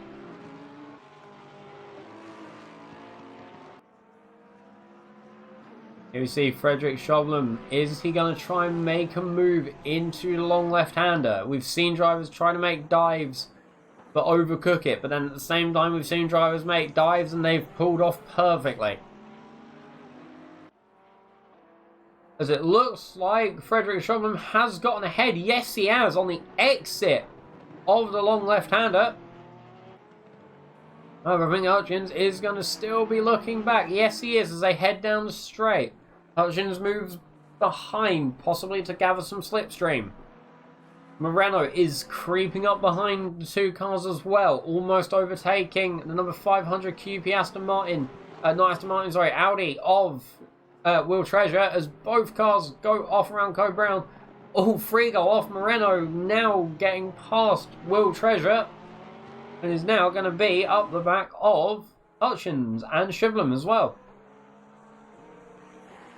Remember how I was saying you want a big blue flag down straight and not in a corner? I think this might be coming to fruition. As Nolan has taken his drive-through penalty now. Through T1. Moreno has not gotten past Hutchins on the straight.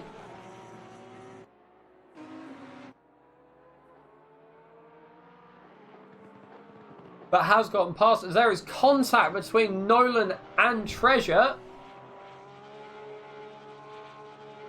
What happened there?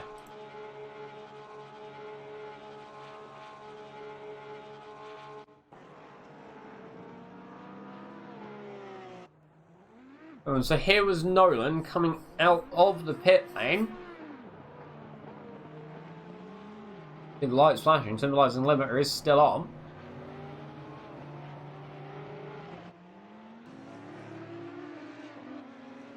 Gets released in a T1 right into the path of Will Treasure. I think Nolan maybe should have checked out the window just a bit more there. Because I think he might have seen number 500 QPI car of Will Treasure around the side. As we're now with Richard Anderson, currently in P6 apparently. Oh no, P5. Timing tower and driver box having a bit of a disagreement as he is being chased down by Matteo Monticelli.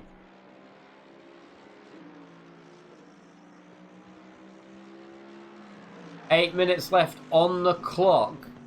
52 minutes down. The drivers, a lot of them having opted to take the halfway pit stop.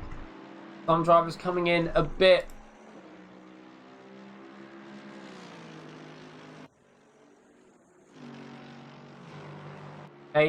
a bit earlier, some coming in a bit later.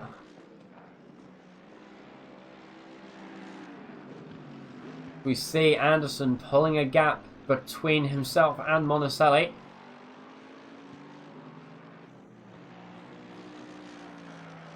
We'll definitely be seeing if we can get an interview with the top three drivers of Moreno, Magaj and Knappen as it currently stands. However, there could be a mistake up the front and maybe, just maybe, Bartleby might be able to finish on the podium.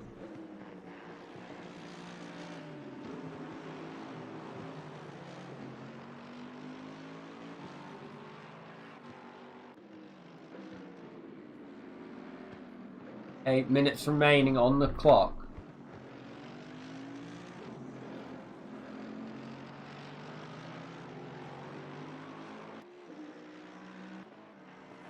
So now with Terry Liggins, 1 second behind himself and Cassetta. Has extended from 0.8, his last lap being a 1:36.069.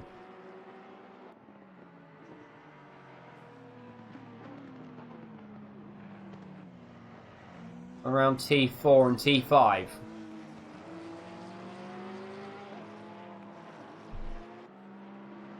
Closing stages of the race. This has been the first round of the Racing Pals ACC 2021 GT3 Series. As Cassetta defends inside, Liggins look around the outside. Hasn't quite made it work yet. They're having a very small gap now between himself and the McLaren 720S of Cassetta. Bartoldu also getting a drive-through penalty. With 5 minutes, almost 6 minutes left in the race. That is not what he would have wanted to see. He hasn't got long to take that either. Maybe a case of just dipping in this lap that he's on now, which he has done. Anderson now getting P4, Mancelli getting P5. I think maybe due to track limits was that drive-through penalty.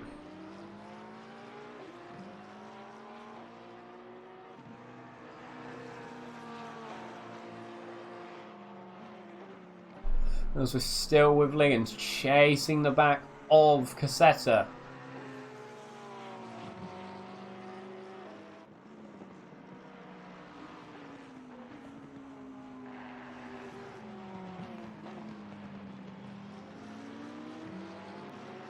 .4 between the two drivers. This is getting very close.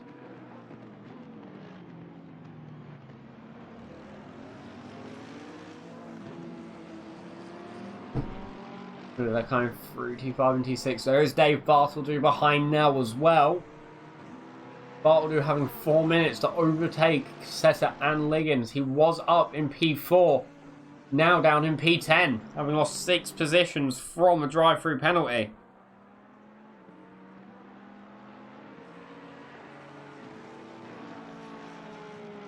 Not what he would have wanted, especially in this closing stage of the race.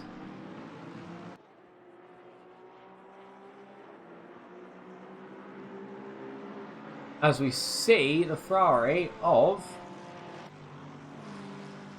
Cook in the mix there as well. In P10, Bartoldu having moved up to P9.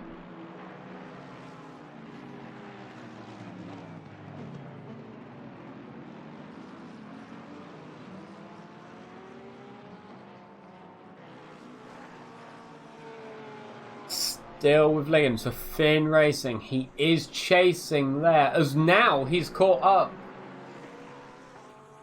to Scheisen as well. See the green number 12 car.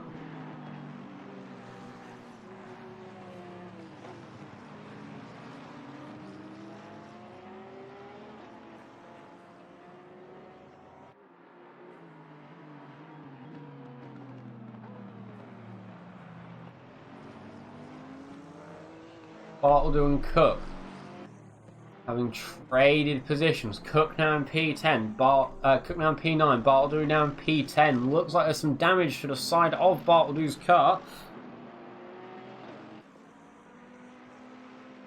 2 minutes, 50 seconds remaining. Moreno having a commanding lead of the race, it seems. Magash seeming quite safe in second as it stands. 10 seconds between himself and Knappen. Currently a lap between Knappen and Anderson, but 4 seconds between Monticelli and Anderson.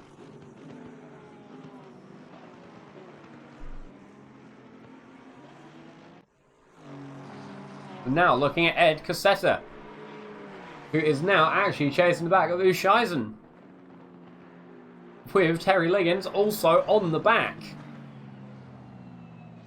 Three-car battle as Liggins goes off and takes out the side of Ed Cassetta.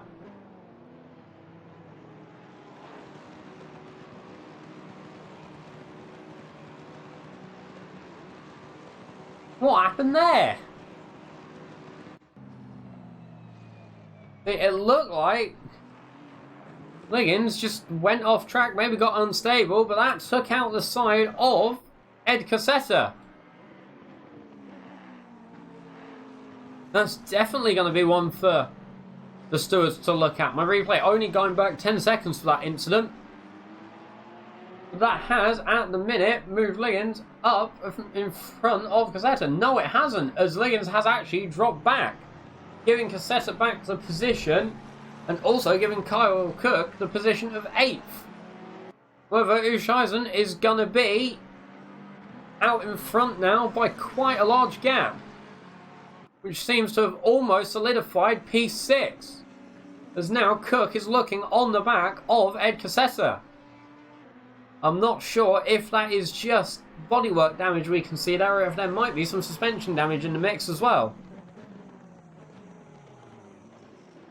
As Assetto goes round, allowing Cook through, I think there might be some actual running gear damage on that McLaren 720S. 40 seconds remaining on the clock. Is Moreno going to get to the start-finish line and make every driver do one more lap? It seems like it. Here is our current race leader, Pierre Moreno. Liggins now in P8 as Moreno goes up the inside of Liggins to lap him. But Liggins starts to have a look back. Battling with a race leader as he's lapping you.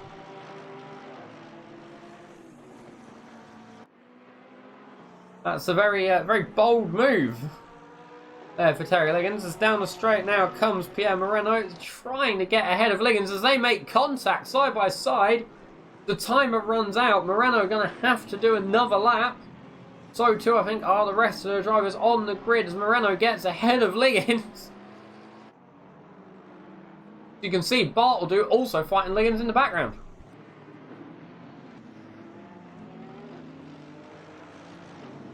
Bartledo on the rear bumper of the number 809 Porsche. Is he going to be able to make a move? Is he going to be able to get the position? As that is Liam Nolan off to the side being lapped. And he makes contact with Assetto as well, but goes round. Assetto doesn't seem to take any ill effects from that collision.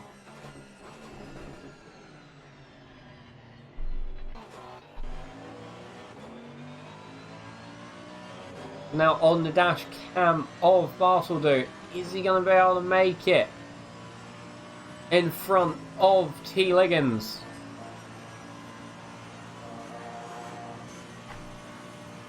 Not 100% sure, but however, as he comes round the third to last corner with Gottlieb ahead, 2 laps down as well, comes around the second to last corner now towards the final corner. Round the final corner comes Pierre Moreno for the first win of the ACC Racing Pals GT3 Season 1.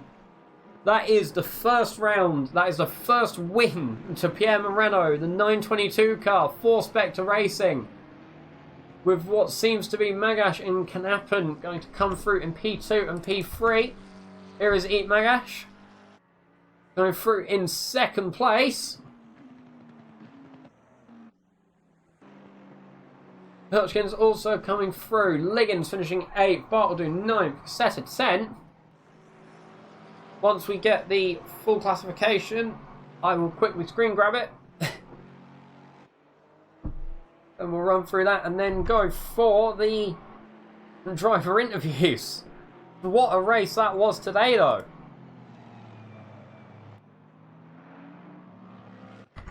A lot of battles as Richard Anderson comes through to take P4.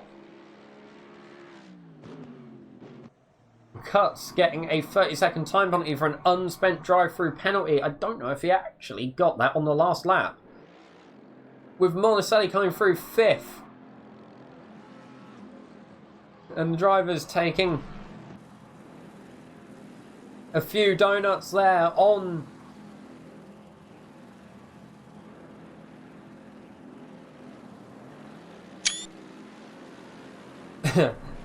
on the apron of turn 1. Ushaizen comes through in 6th. Cook comes through 7th, and it looks like Gottlieb is going to come through in 14th. Well, there we have it. The standings being as follows. Moreno, Magash, Knappen, Anderson, Monticelli, Ushreisen, Cook, Liggins, Bartledew, Cassetta, Shivlin, Hutchins, Hoover, Cuts. I will now need to quickly open my screenshot that I just grabbed of it. Cuts, Hoover, Gottlieb, Treasure, Trainboy 2005 and Nolan rounding off the drivers who finished the race. So now we're going to pull some drivers in for interviews. They better be ready because I've got some talking to do.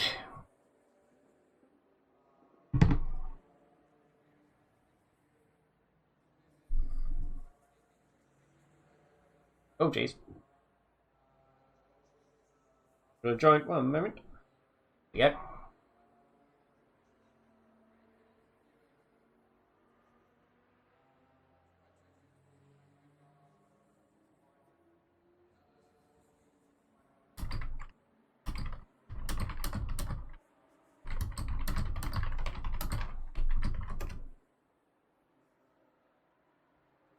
So just going to post a message and ask if people are ready to be pulled in and spoken to. A few people in the ACC voice chat. And I obviously don't want to break it up as much as possible.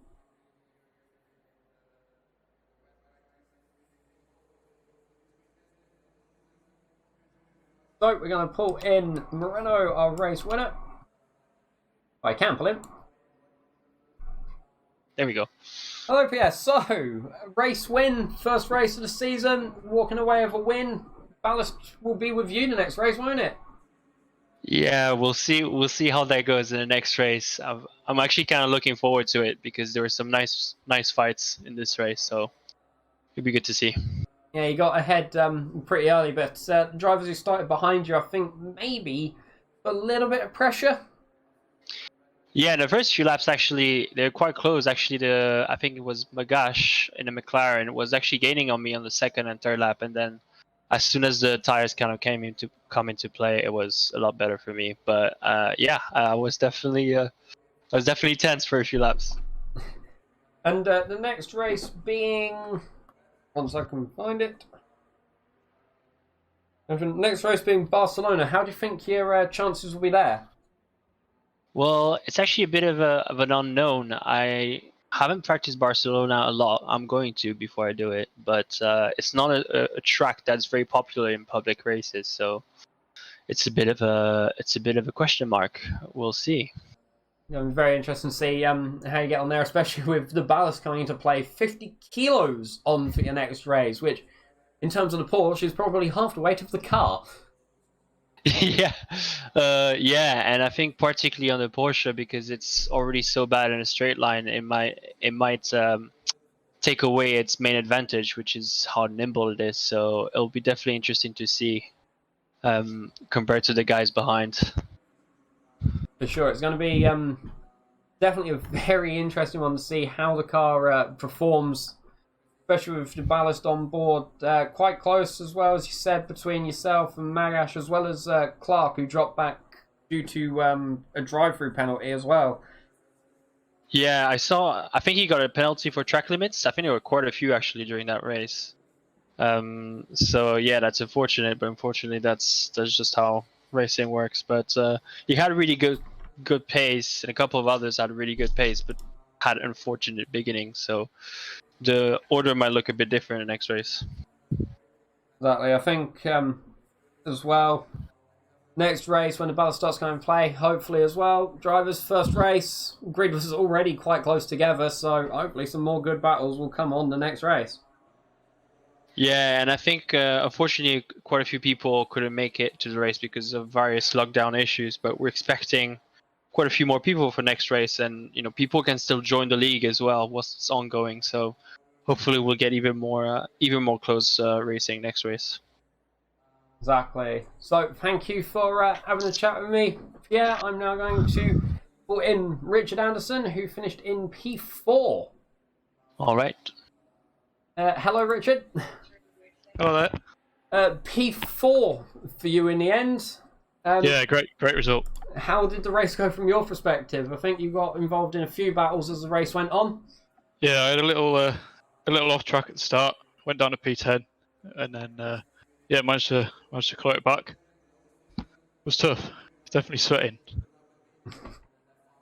And next race, Barcelona. How do you think you're going to do? Oh, I don't know. I'm not a fan of that track. It's pretty tough. It's probably harder than here, I thought. Well, definitely going to be interesting P4. Do you think you're going to be able to keep up the same pace? Maybe challenge for the top 3 in the title as the season goes on? Hope so. A bit more practice and that sort of stuff. Hopefully less off tracks and bumps, and yeah, we'll see how the season goes. For sure. Is there anything else you would like to say on stream? Because I've sort of run out of questions.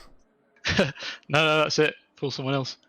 Awesome. Thank you for that, Richard. We're now going Cheers, to pull thank you. in... What else is about? I know who. Oh, he's left. That's helpful. Let's pull in Assetto. Hello, Ed. Hey, how you doing? Not bad, mate. So, what happened on the last few laps? Was racing with Terry. I don't know the names all that well. I think it was Terry something, and we just had different lines going into the one corner, and it looked like he cooked it entering and took me out. But I had fun racing him. It would have been a good battle at the end there. And then after I had spun, I was struggling, trying to get back up, and I had a lap car that was kind of ignoring blue flags, and ended up he broke earlier than I thought he was, and I dove inside to avoid, but then I just looped it. So in the end, though, finishing P9, it's not a bad finish, really. Still in the points as well, and definitely able, first race of the season, many more to go. Yeah. So not bad. I think I would have finished 6th if I didn't get involved in those couple incidents at the end there. So not what it could have been, but for the first time racing the game, I feel pretty good with that. So hopefully it can only go up from there. All right, awesome. Thank you for coming and speaking to me, Ed. Hopefully Barcelona next round. Hopefully, maybe less incidents, maybe able to finish in that 6th place, or maybe even better. Hopefully, fingers crossed. All right, thank you for going to talk to me today. We're now going to move on to Bartoldo. Thanks. Hello, Dave. Finishing in I had it a minute ago. Actually, not showing up P10 on my thing. Yeah, I think P10. For some reason, the picture I got of the standings didn't show it. But got a drive-through. Was that due to track limits? Yeah, that was track limits. I was good all until after the pit stop, and then I'm not sure what was happening. I was understeering. I ended up catching for track warnings. The last one, I just ran wide going into Code Brown, and it tagged me. That one was BS, I think. But yeah, it just caught me with the drive-through, and then almost got a pit lane speeding going in for that to serve that penalty. We have just got the results. P9 in the end. Apparently, you were running P4 as well for a lot of the race, and you had a coming together with Cook during a battle, which we caught perfectly. Yeah, that was a tough battle. Cook definitely had more pace than me, and I was just doing everything I could to try and keep him behind me. And eventually, when you're going that way, and of course, I think I was really slow on the brakes compared to where he was, and so anytime you have that, then it becomes really hard to kind of gauge it. And so, I just got bumped, knocked around a little bit. Really didn't cause any damage, didn't slow me down or nothing. So, not too big of a thing. It was a lot of fun actually being able to battle with somebody and have a good time. And Barcelona next race, do you reckon you're gonna be able to finish quite high up the grid there? I'm not sure. I've done more than 2 laps at Barcelona in this game, so we're gonna see how that goes. Awesome. Thank you for coming and talking to me, Dave Bartoldo. P9, hopefully a better race next time out. So we're now going to move on to next down the list. be this. No. So thank you, Dave. I'm now going to move on to Cook, who is next down my list. Oh shit, what the fuck? Hello. Okay. How's it go? So, finishing P7 in the end. Yeah. Yeah. Few good battles there. Very much having pace around Misano as it was. One or two little bumps here and there as well, especially that one with Dave Bartledew, but that was a very close battle, that one was. Yeah, you know, I guess I don't really remember some of the incidents, but it was just too close. You know, we were so close together all the time. There was an incident with Cookie as well, and it's just because the racing was so close. It was ridiculous. Really good stuff though. The pack was really good. Next race, you know, maybe get a little bit higher. Don't fuck up my tires so much. Don't get a drive-through. We'll see what happens. You know. Well, hopefully next race had pace at Misano. Hopefully that pace will carry over to Barcelona as well. Hopefully as well a high finish. You're running within touching distance of the podium, so hopefully that will come about in Barcelona as well. Yeah, it's a possibility. All right, awesome. Thank you for that, Cook. I'm going to drag you back up now.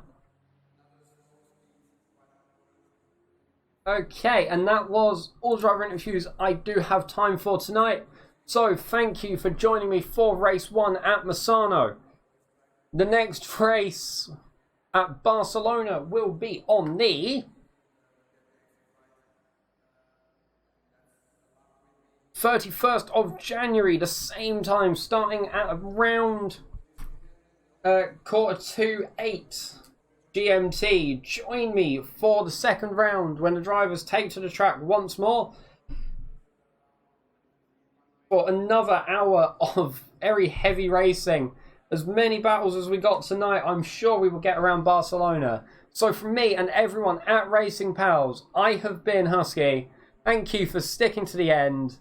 Stay safe wherever you are in the world, and goodbye.